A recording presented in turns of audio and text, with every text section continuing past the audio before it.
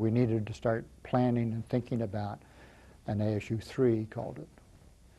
And then when the closure of this Air Force Base was announced in '91, and they actually closed in '93, that was sort of an obvious thing. We had an ASU West, and we didn't have anything towards the east, and here was land that the Air Force closure law allowed you to use for educational purposes and get the land all free if you had the justification, the need because of the growth and all that sort of thing. So we went through the process of applying to get it.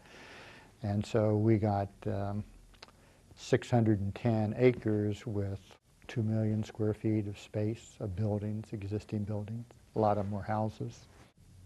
Free, absolutely free. We still needed money to operate them and to change them to an academic institution, all that sort of thing. So that was just sort of a unique opportunity, and probably before the university would have planned to expand. West was a different basis. It was created by the legislators to have a west side presence of the university, and so the university didn't plan that campus, but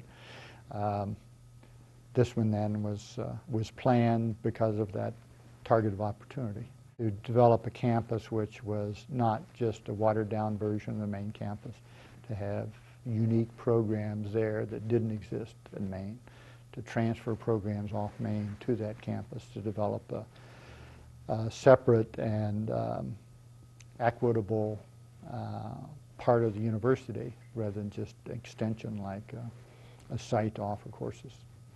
And so we were unique in doing that, so much so that when Crow came, he said, hey, this is a Polytechnic kind of campus, and that's what we should call it.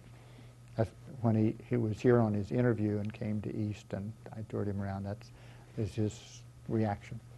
And it took him a couple of years to do it, but it is now called the Polytechnic campus. And so we developed 6 different scenarios of possible uses, and one was just to make it into, I think we called it Newtown, which was just houses like everything else in the East Valley, and saw it off that way to development.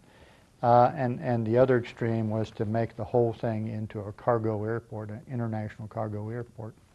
And then various stages in between, we went around to various communities saying, what of these do you like and not like, and so forth.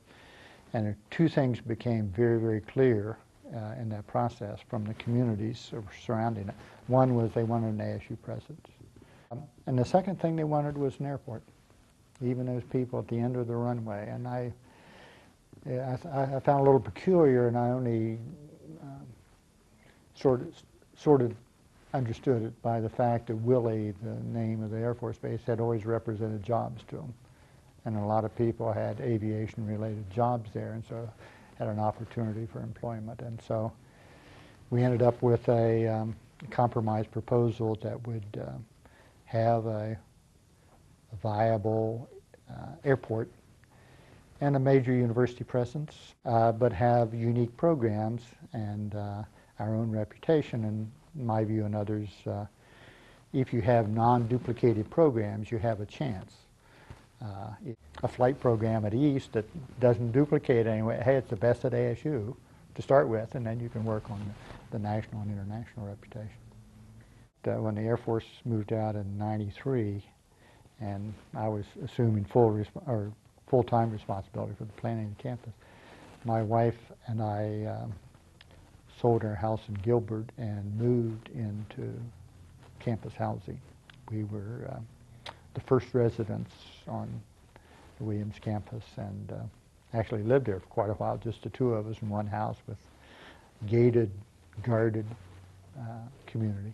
It's part of trying to build that image right from the start that this is a dedicated, serious thing. This isn't something we're going to do on the side. And I didn't have to go around saying I'm committed to this campus and all those kind of things. It saved me a lot of time that way.